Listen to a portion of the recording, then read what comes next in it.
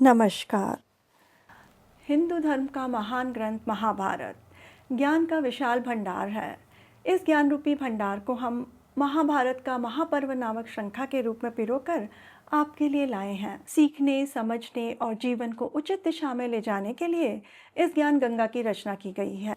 इस प्रयास में आप सभी का स्वागत है। इसमें मैं डॉक्टर योगिता पंत, मार्गदर्शक, गुरु एवं हिंदू विचारक डॉक्टर अनिल चावला जी के सम्मुख कुछ जिज्ञासाएं प्रकट करूंगी और वे समाधान करेंगे। आइए बुद्धि और विवेक के देवता विघ्नहर्ता गणेश, देवी सरस्वती, द्वापायन कृष्ण और वासुदेव कृष्ण को सादर नमन कर इस वार्तालाप का आनंद लें। अनिल जी, बहुत बहुत स्वागत है आपका। नमस्कार। अनिल जी, पिछले प्रकरण में आपने बताया था कि अर्जुन इंद्रप्रस्थ लौट आए हैं। लौटने के बाद उनका जीवन कैसा चल रहा था वहाँ पर? लौटने के बाद काफी लंबे समय बाद अर्जुन लौटे थे जी। और पांचों भाइयों में सबसे ज्यादा युद्ध की मानसिकता रखने वाले, तज्ञता रखने वाले, जानकारी रखने वाले अर्जुन ही थे। तो लौटने के बाद फिर प्रारंभ हुए कि जो कुछ शत्रु राजा थे, जी। तो पांडवों ने शत्रु राजाओं पे आक्रमण किया, उन्हें मार दिया, ताकि कोई परेशान करने वाले शत्रु ना रहें आसपास। धर्मराज युधिष्ठिर के राज में सब लोग सुख से रहने लगे। सब महाराज युधिष्ठिर भी धर्म, अर्थ और काम तीनों का विचार करके, तीनों को आत्मा के समान प्रिय बंधु मानते हुए जी। बिल्कुल न्याय से, समता पूर्वक राज चलाते थे और बाकी भाई भी जी। उस राज कार्य में उनकी सहायता करते थे। और इस प्रकार वहां पर इंद्रप्रस्थ के राज्य में सब और सुख, शांति, आनंद। एक तरफ से कहें तो अर्जुन राजकीय जिम्मेदारियों का निर्वहन कर रहे थे। अब अर्जुन और कृष्ण जहाँ हो वहाँ आमोद प्रमोद ना हो तो ऐसा हो नहीं सकता है। तो दोनों कुछ मनोरंजन भी करते थे वहाँ। तुमने ठीक कहा। जब मित्र मिलते हैं जी। तो केवल काम की बात नहीं होती, कुछ आमोद प्रमोद, मस्ती होना चाहिए, जी। तभी मित्रता का आनंद पूरा मिलता है। जी। तो ये दोनों यमुना जी में विहार करते, शिकार करने जाते, घूमते फिरते, इस तरह आनंद से जीवन जी रहे थे। जी। एक बार अर्जुन ने कृष्ण से कहा कि मधुसूदन, बहुत गर्मी पड़ रही है, यदि आपका मन हो तो यमुना में जल विहार करने चले। सुबह जाएंगे, शाम तक लौट आएंगे, जी। जैसे आजकल पिकनिक पे जाते हैं ना। जी। जी। वैसे ही तो कृष्ण ने भी सहमति दे दी कि हाँ ठीक है। जी। और वे दोनों जल विहार के लिए द्रौपदी, सुभद्रा एवं अन्य स्त्रियों, परिवारजनों के साथ गए। वहां जहां जल विहार के लिए गए, जी। वो पूरा मनोरंजन स्थल था, जिसे आजकल रिसोर्ट कहते हैं ना। जी। जी। कि रिसोर्ट पे गए तो वहां भी वैसा ही सारी व्यवस्थाएं थी। छोटे बड़े कई भवन बने हुए थे। जी। सब प्रकार के खाने पीने का, भोज्य पदार्थों का, बहुमूल्य सरस पेय, पीने वाली वस्तुओं का, जी। भांति भांति के पुष्पाहार, ताकि आप श्रृंगार कर सको, जी। ऐसा इंतजाम, सुगंधित वस्तुएं कि आपको इत्र लगाना है, कुछ करना है तो श्रृंगार करें, तो आनंद कर रहे हैं, तो ऐसा सारी व्यवस्थाएं थी। साथ में जी। संगीत का इंतजाम था, वीणा, मृदंग आदि मनोहर वाद्यों का इंतजाम था, उनको बजाने वाले लोग थे। और जब संगीत हो रहा हो, सब ऐसा हो, तो वहां कुछ स्त्रियां हर्षोल्लास में भरकर नृत्य करने लगी, कुछ मधुर गीत गाने लगी। एक मस्ती का, आनंद का, परिवार का माहौल था, वातावरण ऐसा था। कुछ आपस में मस्ती कर रहे हैं, एक दूसरे को पकड़ने दौड़ रहे हैं, किसी को कोई मधुर धक्का दे रहा है, एक प्यार प्यार में धक्का देना, ऐसा आपस में मस्ती चल रही है।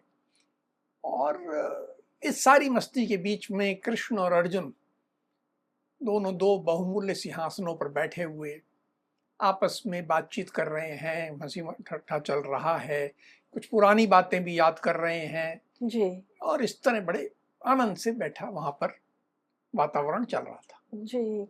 इस आनंदमयी वातावरण के बीच कोई व्यक्ति अर्जुन या कृष्ण से आके मिला या कोई घटना घटी वहाँ पर?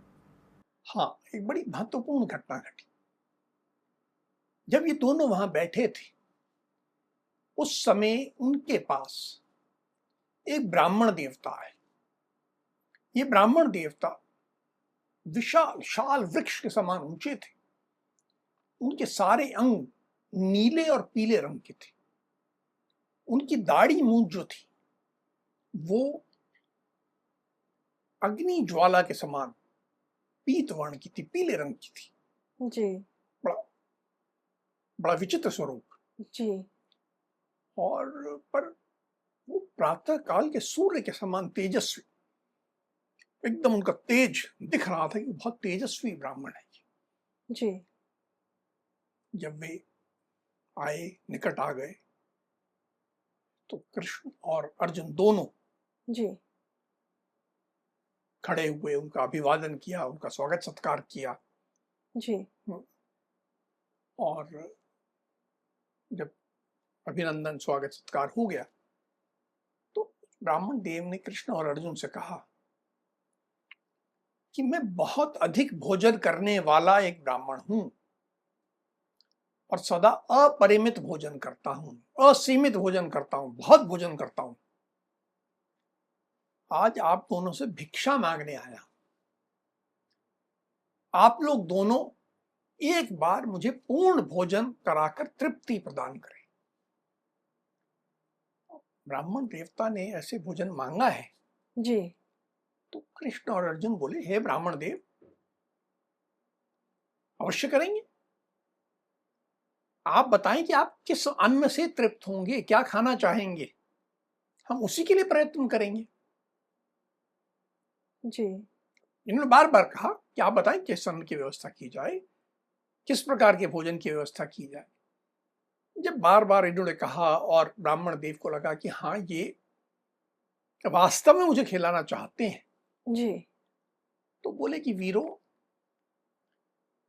मुझे अन्न की भूख नहीं है, मुझे तो बड़ी एक विशेष भूख है। आप लोग मुझे समझ लो कि मैं अग्नि हूं। अपना परिचय अब थोड़ा अलग दे दिया जी, कि मैं अग्नि हूं, और जो अन्न मेरे अनुरूप हो वो आप मुझे दीजिए। और बात यह है कि ये जो यहाँ बगल में जहाँ आप लोग बैठे हैं उससे साथ लगा हुआ जी, पास में खांडव वन है। यहाँ इस खांडव वन की रक्षा इंद्र करते हैं, देवराज इंद्र जी, इसकी रक्षा करते हैं। क्यों करते हैं? क्योंकि यहाँ पर एक सांप है, तक्षक नाम का सर्प रहता है, नाग देवता रहते हैं। जी, वो परिवार सहित इस वन में निवास करता है। और वो जो तक्षक है वो देवराज इंद्र का मित्र है,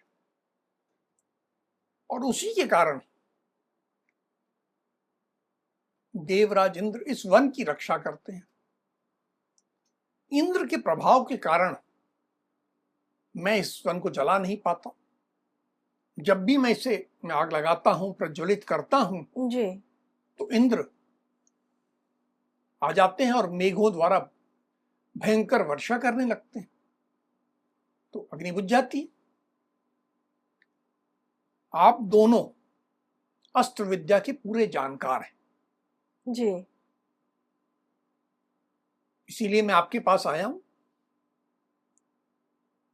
कि आप दोनों की सहायता से मैं इस खांडव वन को जला सकूं, इस पूरे खांडव वन को भोजन बना सकूं। मैं इसी अन्न की आपसे भिक्षा मांगता हूं।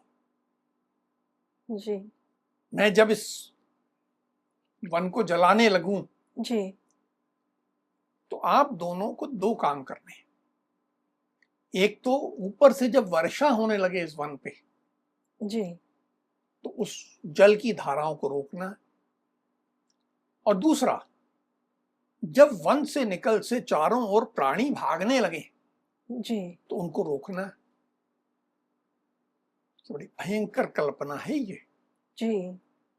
और अग्निदेव ये मांग रहे हैं हमसे।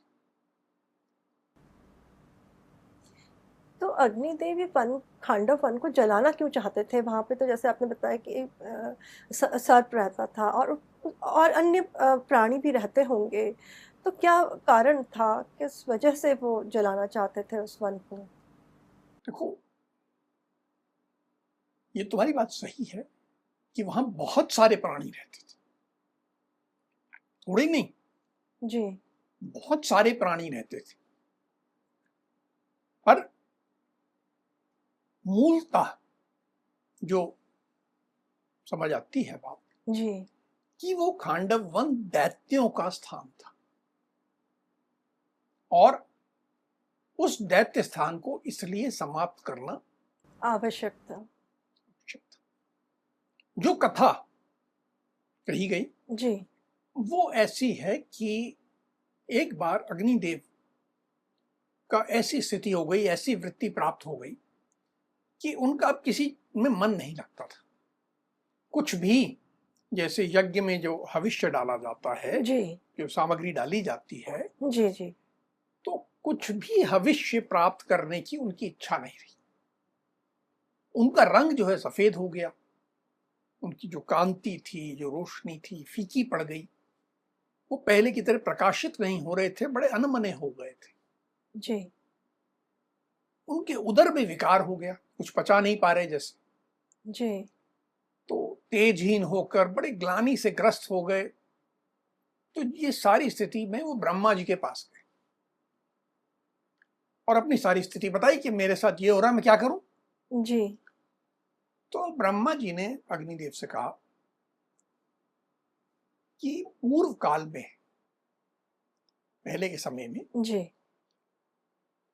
तुमने देवताओं के आदेश से जिस प्रकार दैत्यों के घोर निवास जी खांडव वन को जलाया था, वैसे ही उसे जाके फिर से जलाओ, उस वन को फिर से जलाओ। जी देखिए, हमें ऊपर से क्या दिख रहा है कि वहां वन को जलाया जा रहा है, जी हमें दिख रहा है कि जीव जंतु जल रहे हैं, जी लेकिन इसके पीछे ब्रह्मा जी की इच्छा है। और ब्रह्मा जी की इच्छा क्यों है? क्योंकि वो दैत्य स्थान, जी वहां से दैत्य पुनः उभर सकते हैं, जी और जो मानव जाति है उसके लिए संकट उत्पन्न कर सकते हैं। जी तो ब्रह्मा जी ने अग्निदेव को कहा कि तुम जल को जाके फिर जलाओ, और इससे तुम्हारी जो ये उदर का विकार है ये समाप्त हो जाएगा, तुम्हारी जो का तेज समाप्त हो गया है ये ठीक हो जाएगा।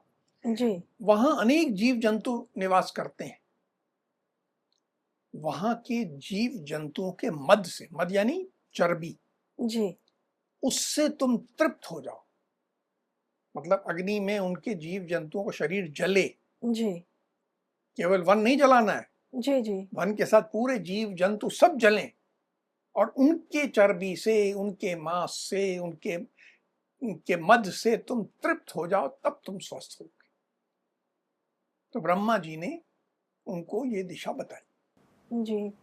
तो क्या ब्रह्मा जी ने जब अग्निदेव को खांडव वन जलाने के लिए कहा, तो क्या उन्होंने खांडव वन जलाने का प्रयास किया और क्या वे जला पाए खांडव वन को? तो ये बात पहले भी अग्निदेव ने कृष्ण और अर्जुन को बताई।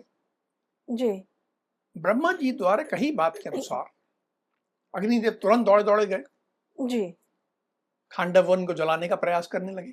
जी 7 बार उन्होंने प्रयास किया, एक बार नहीं, 7 बार प्रयास किया, जी और 7 बार असफल हो गए। क्यों असफल हो गए? एक तो इंद्र वर्षा करने लग जाते, जी और दूसरा प्राणी भी प्रयास करने लगते।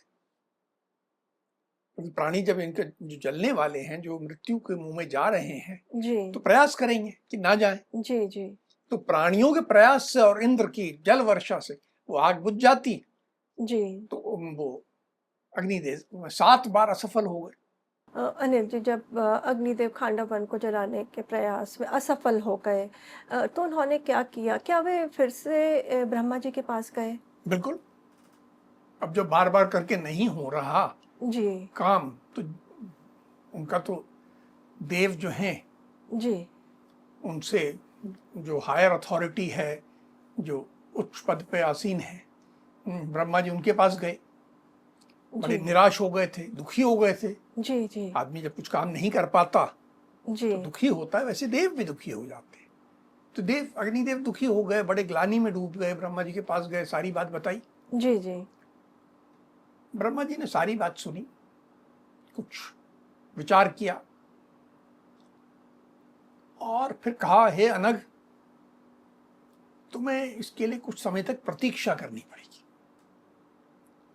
अब ये तुम्हारा काम नहीं होगा, जी कुछ प्रतीक्षा करो, और फिर एक समय आएगा कि नर और नारायण दोनों तुम्हारे सहायक होंगे।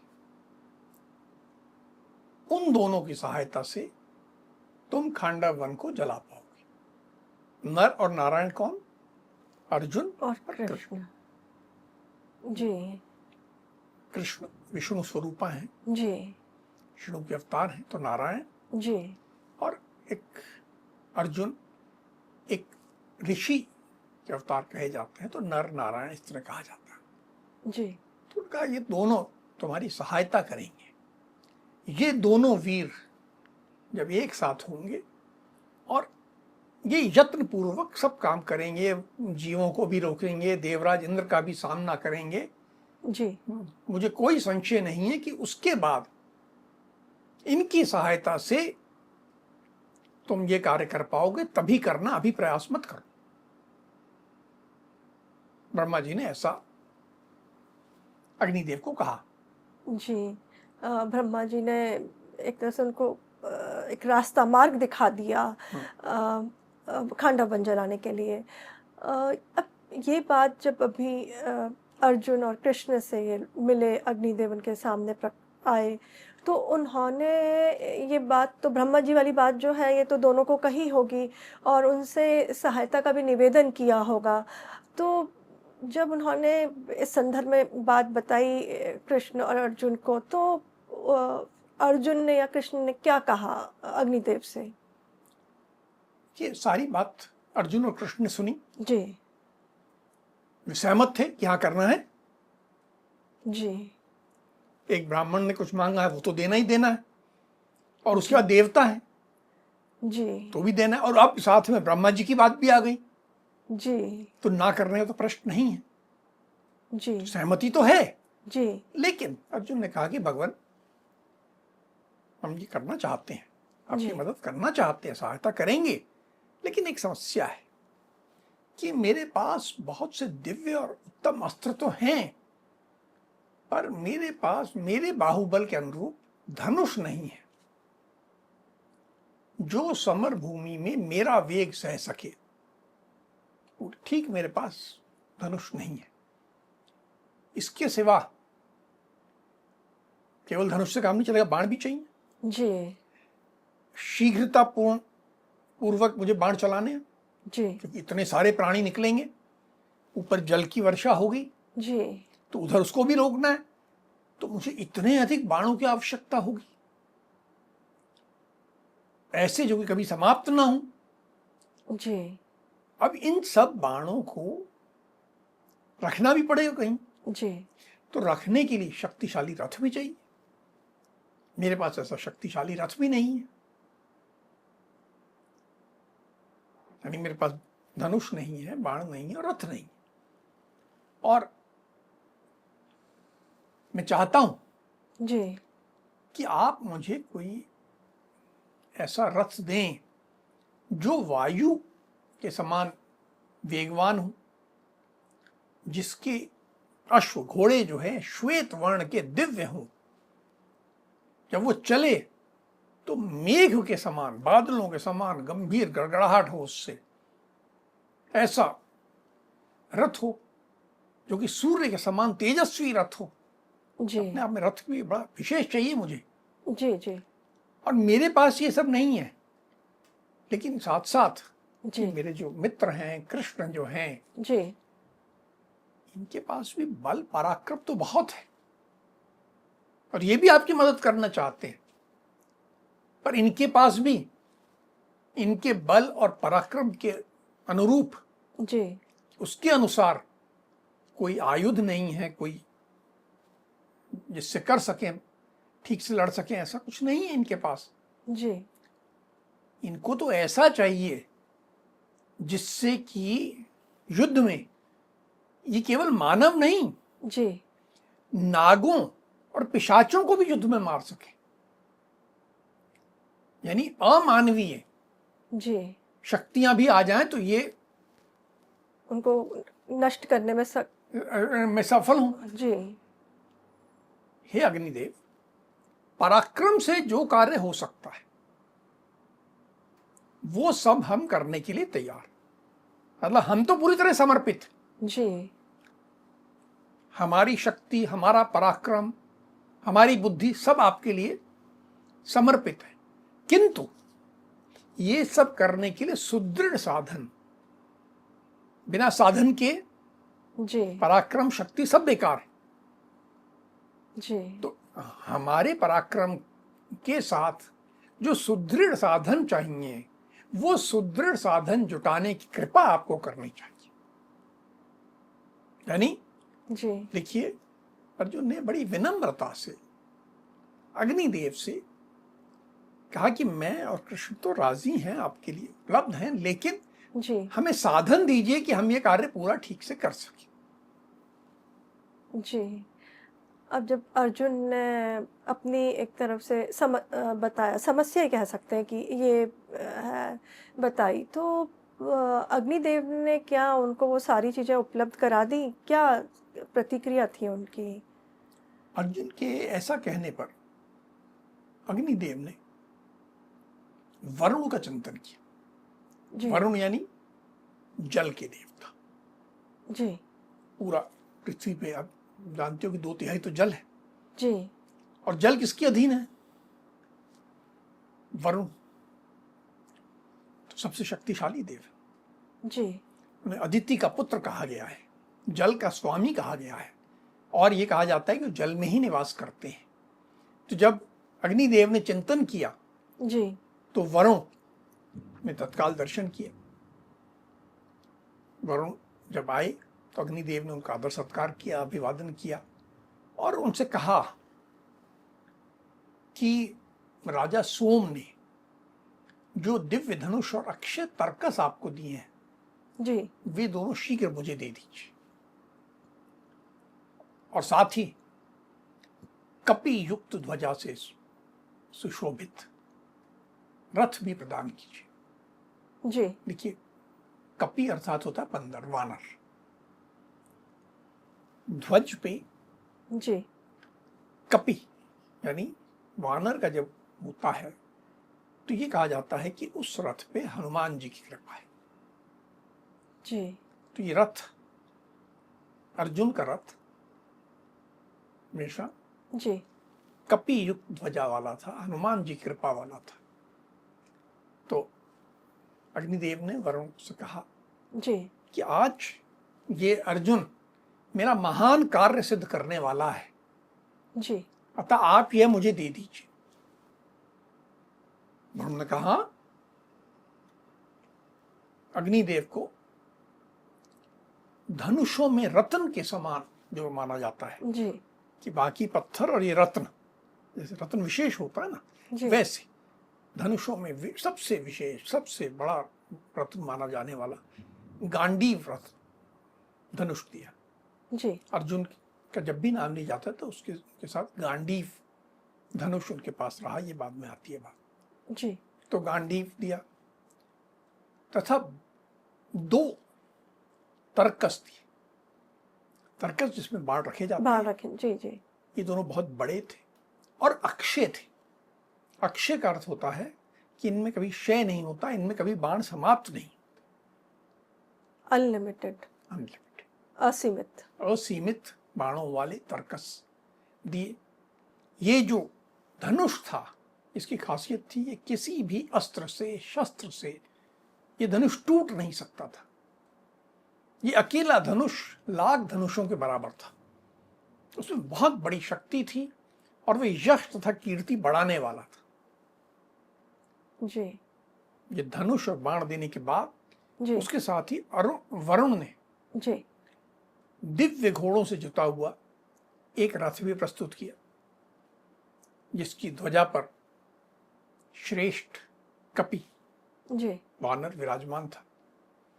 उसके अश्वों का रंग, घोड़ों का रंग चांदी के समान सफेद था और जो सोने की मालाओं से विभूषित थे। उनका वेग जो था, वेग में, स्पीड में, हाँ जो मन का वेग होता है, सबसे तेज जी मन है जो अंदर है, जी और वायु है, वायु तेज चलती है। जी तो मन और वायु के समान वेग वाला ये रथ था। रथ संपूर्ण आवश्यक वस्तुओं से युक्त था और देवताओं तथा दानवों के लिए अजेय था। कोई इसको जीत नहीं सकता था। जी स्वामी प्रजापति विश्वकर्मा ने बड़ी भारी तपस्या से, बड़े भारी प्रयास से उस रथ का निर्माण किया था। पूर्व काल में शक्तिशाली सोम, जी सोम अर्थात चंद्रमा, ने उसी रथ पर आरूढ़ होकर, उसी रथ पर चढ़कर दानवों पर विजय पाई थी। तो अर्जुन को क्या क्या मिल गया? एक बहुत अच्छा रथ, जी गांडीव धनुष जी और 2 तर्कस जिसके बाण कभी समाप्त नहीं। जी अग्निदेव द्वारा अर्जुन को धनुष, तर्कस और रथ प्रदान करने के बाद उन्होंने कृष्ण को भी कुछ प्रदान किया। बिल्कुल, कृष्ण के लिए भी मांगा गया था। जी तो अग्निदेव ने कृष्ण को एक चक्र दिया।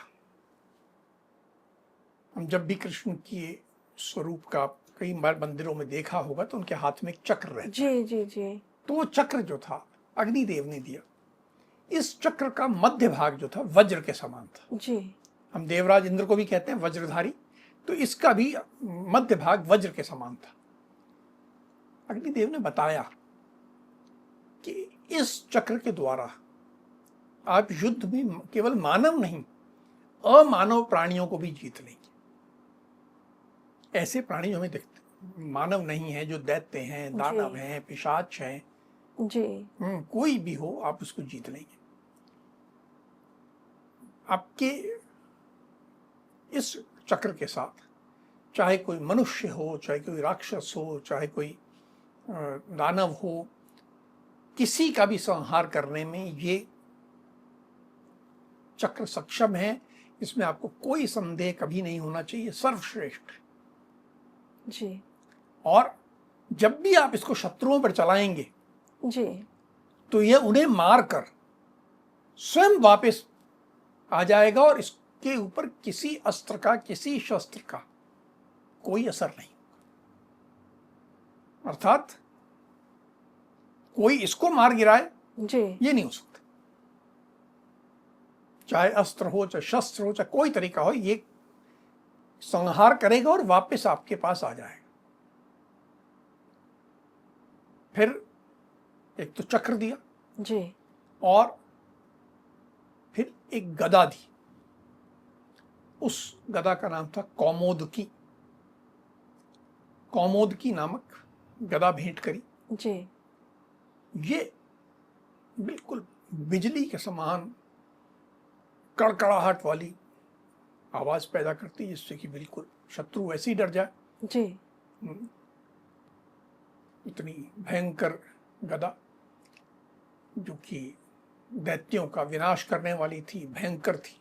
जी तो इस प्रकार कृष्ण को भी एक गदा और एक चक्र अग्निदेव ने भेंट किया। जी एक तरह से कहें तो इनको पूरे अस्त्र शस्त्र से लैस कर दिया, एक सुनिश्चित कर दी इनकी विजय। अब सारी चीज़ें रथ, धनुष, गदा, चक्र, ये अर्जुन और कृष्ण को जब प्राप्त हो गए तो उन्होंने फिर क्या किया, क्या कहा उन्होंने? अर्जुन ने अब अग्निदेव से कहा कि हम दोनों अब आपकी सहायता के लिए पूरी तरह तैयार हैं। आप चारों ओर से इस वन को जलाइए। जी। अब अग्निदेव ने अपना ब्राह्मण स्वरूप त्याग दिया जी। और तेजो में रूप धारण कर लिया। पूरा जो अग्नि तेजस्वी होती है जी। जी। वैसे तेजो रूप में आ गए और बिल्कुल महाप्रलय का सा दृश्य उपस्थित हो गया और उस वन को चारों ओर से घेर कर जलाने लगे। अनिल जी, आज के प्रसंग में तीन अत्यंत प्रमुख बातें उभर करके आई हैं जो महाभारत काल में जितनी प्रासंगिक थी उतनी ही आज के युग में भी हैं। सबसे पहले जो एक महत्वपूर्ण घटना हुई कि कह सकते हैं कि हमारे जीवन में अचानक से परिवर्तन जो आया। कृष्ण और अर्जुन अपने परिवार सहित मनोरंजन कर रहे थे और अचानक ही उनके जीवन में ऐसा परिवर्तन आया कि उनको युद्ध के लिए तैयार होना पड़ा। सब अस्त्र शस्त्र के साथ लैस होकर के कमर कसनी पड़ी युद्ध के लिए। तो हमें भी अपने जीवन में हर घड़ी परिवर्तन के लिए तैयार रहना चाहिए। दूसरी जो महत्वपूर्ण बात है कि हमें निडर होकर के, भयभीत रहित होकर के चुनौतियों का सामना करना चाहिए। जब अग्निदेव ने बात बताई अर्जुन और कृष्ण को कि उनको सहायता मांगी उनसे कि खांडव वन जलाने के लिए, तब उनको पता था कि उनका सामना जो है वो इंद्र से होने वाला है। तो वो डरे नहीं, बिल्कुल भी घबराए नहीं, विचलित नहीं हुए। उन्होंने बिल्कुल हामी भर दी बिना सोचे समझे कि हाँ, हम उनका सामना करेंगे। तो हमें भी जीवन में चुनौती आती है तो उसको स्वीकार करना चाहिए और डट करके उसका मुकाबला करना चाहिए। तीसरी जो बात है, एक हम कहें कि टेक्नोलॉजी बहुत महत्वपूर्ण है। जितना एक व्यक्ति में साहस और निर्भीकता चाहिए किसी युद्ध को लड़ने के लिए, उतनी ही टेक्नोलॉजी का भी कहें ज़रूरत होती है। क्योंकि एक इंसान की अपनी सीमाएं होती हैं। जैसे अर्जुन और कृष्ण हैं, उन्होंने अग्निदेव से मांगा कि हमें अस्त्र शस्त्र की ज़रूरत है जिससे कि हम इंद्रदेव का सामना कर सकें युद्ध में। तो वो उस काल में भी उतना महत्वपूर्ण था और आज भी हमें एक टेक्नोलॉजी, आज के युग के हिसाब से टेक्नोलॉजी होनी बहुत ज़रूरी है। तो ये तीन चीज़ बहुत महत्वपूर्ण उभर के आई हैं। अब हम आज की चर्चा को यहीं विराम देते हैं। अगली कड़ी में महाभारत के महापर्व से जुड़े कुछ मार्गदर्शक प्रसंगों के साथ हम दोनों फिर उपस्थित होंगे। राम राम। राम राम।